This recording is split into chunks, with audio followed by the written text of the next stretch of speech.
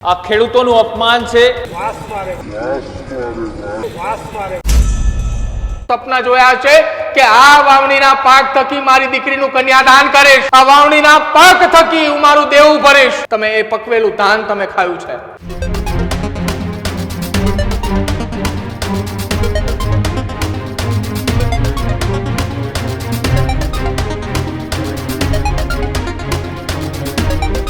નમસ્કાર, આપ જોઈ રહ્યા છો ન્યૂઝ રૂમ ને આપની સાથે હું છું પ્રદીપ। ગુજરાતની અંદર કમોસમી વરસાદને બાદ સૌરાષ્ટ્ર અને દક્ષિણ ગુજરાતની અંદર એ તારાજીના દ્રશ્યો સામે આવ્યા। ખેડૂતોના પાક એ નિષ્ફળ ગયા। બીજી તરફ રાજ્ય સરકાર એક્શનમાં આવી, પરંતુ સરકારના મંત્રીઓએ સર્વે કરવા માટે, નિરીક્ષણ કરવા માટે અસરગ્રસ્ત વિસ્તારની અંદર પહોંચ્યા, પણ એ તમામની વચ્ચે રાજ્ય સરકારના એક મંત્રી એ પોતાનું ભાન ભૂલી ચૂક્યા। મુશ્કેલીનું માવઠું ખેડૂત ઉપર પડ્યું, પણ એ રાજ્ય સરકારના મંત્રીનું એક એવો વિડીયો સામે આવ્યો જેને જોઈને તમે પણ એ કહેશો કે સરકારના મંત્રીએ નિરીક્ષણ કરવા ન આવ્યા હોત ને તો સારું હતું। ખેડૂતોનો તૈયાર પાક એ નિષ્ફળ થયો। સરકારે મંત્રીઓને નિરીક્ષણ કરવા માટે મોકલ્યા, પણ મંત્રી નિરીક્ષણની જગ્યાએ ફોટો સેશન કરીને આવ્યા। રાજ્ય સરકારના મંત્રી નરેશ પટેલનો એક વિડીયો સામે આવ્યો છે, જ્યાં નરેશ પટેલનું એક શરમજનક એક વિડીયો એ સામે આવ્યો છે ને ખેડૂતોના ખેતરમાં જઈને પાકને જોઈને ટીકા કરી છે। તેમણે પાકમાંથી વાસ આવે છે આ પ્રકારનું નિવેદન નરેશ પટેલે એ પાક હાથમાં પકડીને ઊભા હતા અને એ દરમિયાન તેમને બોલ્યા, અને ખેડૂતોના ખેતરની અંદર માત્ર એ નેતાજી એકલા ગયા, પાક હાથમાં ઉપાડ્યો, બે ચાર ફોટા પડાવ્યા અને ત્યાંથી ફર્યા અને એ પાક હાથમાં લઈને નીચે મૂક્યો ને ત્યારે દરમિયાન તેઓ બોલતા ગયા કે આમાંથી વાસ આવે છે। અરે શરમ કરો, રાજ્ય સરકારના મંત્રી છો તમે, તમને જવાબદારી આપી હતી કે દક્ષિણ ગુજરાતની અંદર કેટલું નુકસાન છે એનો તમે સર્વે કરો। અધિકારીઓની સાથે લઈને તમને જવાનું કહ્યું હતું। જુઓ, આ રાજ્ય સરકારના મંત્રી હાથમાં પાક ઉપાડી બે ફોટા પડાવ્યા, નીચે મૂક્યો અને ત્યાં કેટલાક આગેવાનો, તેમના ટેકેદારો હાજર હતા, એમને કહ્યું કે આમાંથી તો વાસ આવે છે। આ પ્રકારે તમે સર્વે કરવા માટે ગયા હતા। તમે સાંભળો એ મંત્રીજી શું બોલી રહ્યા છે અને કેવી રીતે તેમને ફોટો સેશન કરાવ્યું એ પણ।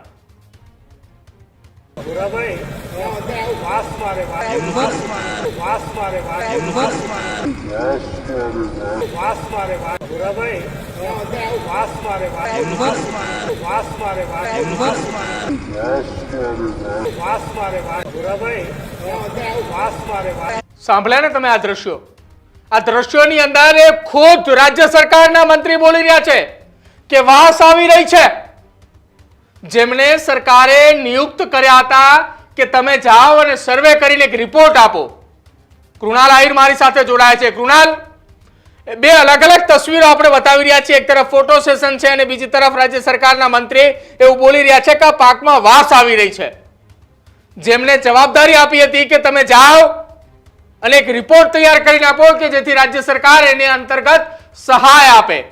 શું આ પ્રકારે સહાય માટે તેઓ એ નિરીક્ષણમાં ગયા હતા? બિલકુલ, જે રીતના એ પ્રદીપ આખા ગુજરાતના અલગ અલગ વિસ્તારોની અંદર એ કમોસમી વરસાદે તારાજી સર્જી છે, અને આ જગતના તાતની એક એવી તાકાત આજે દેખાણી છે કે જે મંત્રીઓ ઓફિસમાં બેઠા હોય છે એ ક્યારેય આ ખેડૂતોના સેઢા કે તેમની વેદના સાંભળવા માટે નથી જતા હોતા। એવા મંત્રીઓ આજે એ ખેતરમાં જોવા મળ્યા હતા। એમાંના અમુક મંત્રીઓએ માત્ર ફોટો સેશન માટે પણ પહોંચ્યા હતા તેવા વિડીયો વાયરલ થયા। એમાંના એક મંત્રી એટલે નરેશ પટેલ, કે જ્યાં ખેડૂતોના આંસુ સુકાઈ ગયા છે ત્યાં ખેતરમાં જઈ આ મંત્રીએ ફોટો સેશન કર્યું અને તેમના વાવેલા પાકની મજાક પણ ઉડાવી।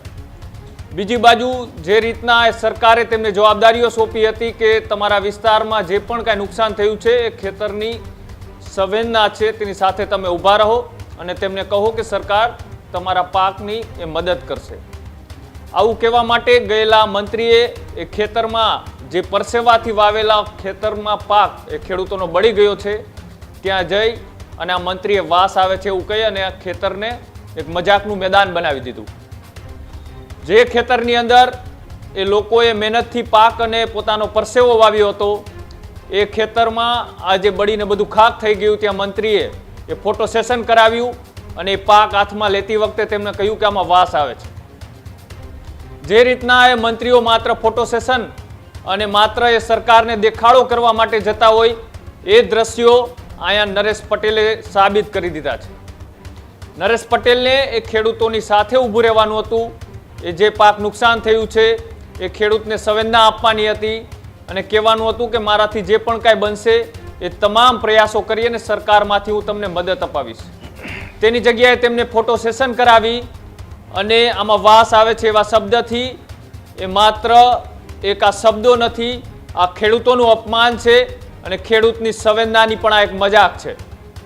હવે સરકારે વિચારવાનું છે કે તેમને જે મંત્રીઓને એ ખેતરમાં જઈ અને સર્વે કરવાની જવાબદારીઓ સોંપી છે, તેમાંના અનેક નેતાઓ એ કોઈ પણ વસ્તુઓનું ધ્યાન રાખ્યા વગર કપડાં બગડ્યા કે પછી પાણીમાં ઉતરવું પડ્યું, આવી તમામ વસ્તુઓ અર્જુન મોઢવાડિયા હોય, કૌશિક વેકરિયા હોય કે જીતુ વાઘાણી હોય, સૌરાષ્ટ્રમાં એ ખેતરોની અંદર કાંઈ પણ જોયા વગર એ પહોંચી ચૂક્યા હતા.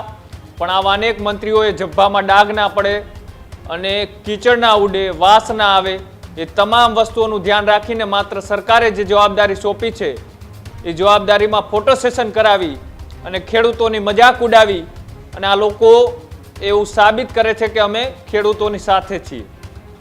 પણ આજે ખેડૂતોની વેદના, સંવેદના, એ તમામ વસ્તુ એ માત્ર એક વાસ આવે છે એવા શબ્દથી તેમને અપમાન કરી અને મજાક ઉડાવી દીધી છે. હવે સરકારે વિચારવાનું છે કે તેઓ જે આર્થિક મદદ અને સર્વે માટે નેતાઓને મોકલે છે એ નેતાઓની કામગીરી કેવી છે. પ્રદીપ, બિલકુલ કૃણાલ, આભાર જોડાવા બદલ. તો હવે રાજ્ય સરકારે વિચારવું જોઈશે, કેમ કે જેમને સર્વે કરવા મોકલ્યા હતા, જેમના ઉપર આશા હતી, જેમના ઉપર એવી અપેક્ષા હતી કે એ રાજ્ય સરકારના મંત્રી છે, એ જવાબદાર મંત્રી છે, પોતે વિસ્તારની અંદર જશે, એ સર્વે કરશે અને એમના સર્વેના આધારે રાજ્ય સરકાર કોઈ એક રકમની નક્કી કરશે અને રકમના રૂપે એ ગુજરાતના ખેડૂતો પર આફતરૂપી, આ કુદરતી આફતરૂપી જે માવઠું એ વર્ષું છે કે જેના બાદ એ સહાયની રકમ નક્કી થશે.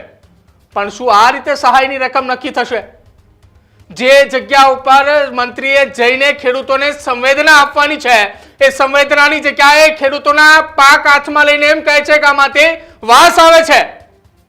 સાહેબ, એ ખેડૂતે એ જ્યારે વાવણી કરી હશે ને ત્યારે કોઈના એ સપના જોયા હશે કે આ વાવણીના પાક થકી મારી દીકરીનું કન્યાદાન કરીશ, આ વાવણીના પાક થકી મારા બાળકોની શિક્ષણની ફી ભરીશ, આ વાવણીના પાક થકી હું મારું દેવું ભરીશ, અને તમે એ જ વાવણીના પાક હાથમાં લઈને એમ બોલો છો કે આમાંથી વાસ આવે છે.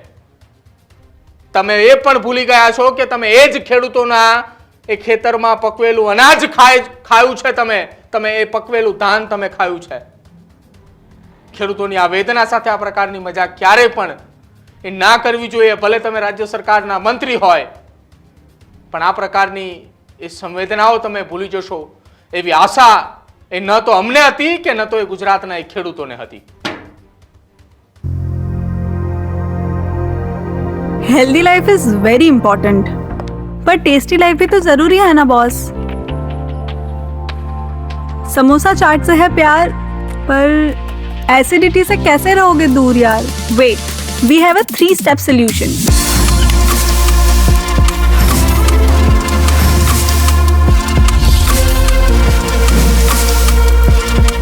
विट्रिशियन ओरल स्ट्रिप, क्योंकि टेस्टी लाइफ भी तो जरूरी है ना बॉस.